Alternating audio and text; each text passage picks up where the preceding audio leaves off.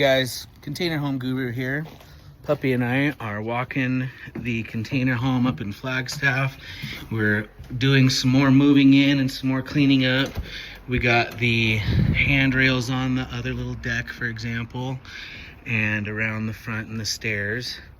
And we got to do all the rake up and clean everything up around here. But here on this side, you can see it's 6 20-foot containers. 1, 2, 3, 4, 5, 6.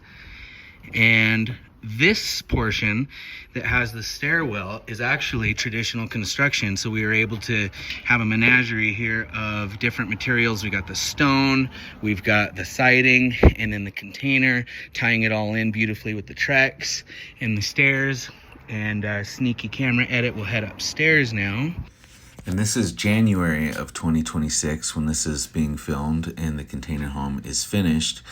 So check at the rest of my catalog where we build missile silo homes and all kinds of other radical stuff. If you're wondering what in the heck it is that I do exactly, I design, permit, and build unusual homes with a big focus on sustainability, and a lot of them are shipping container related. So check us out at containerhomeguru.com, and I hope you have a blessed day. Adios.